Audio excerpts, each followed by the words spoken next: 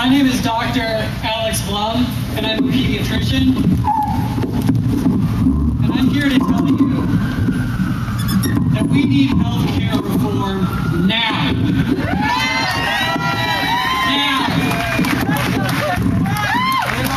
Let me tell you about a patient that I cared for.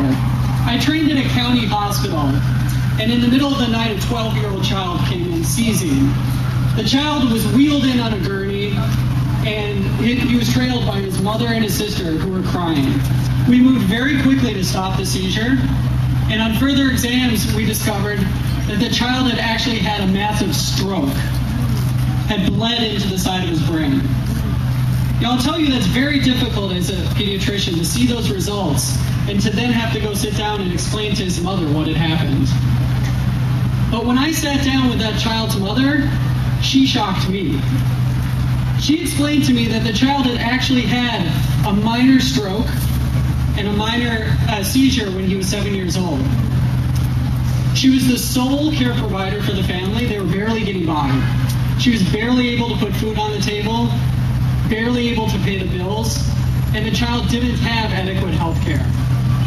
You can see where the story is going, because unfortunately it's become a cliche in our country.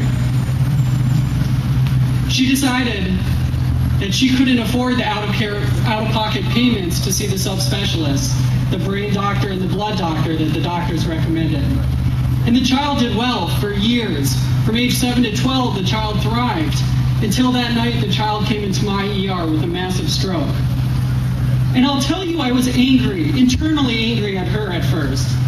But then on further reflection, I realized my frustration is with a broken healthcare system. A broken system that every day forces Americans to choose between providing for their family and accessing care. And it's unacceptable. It's totally unacceptable. I'll tell you, when I've seen enough of these patients, I say enough is enough, and I became politically active. I became a volunteer on the Obama campaign, and I was registering voters on the border with Colorado and Kansas, volunteering my time. I joined the National Physicians Alliance, a progressive organization. I'm the National Field Director for Doctors for America, 14,000 physicians in every state pushing for healthcare reform. And this is reform we need. And it's good reform. It's a good bill. This bill gives everyone choice. If you like your health care, keep it. Yes. But if you don't, it provides choice between a public option and other private health care plans.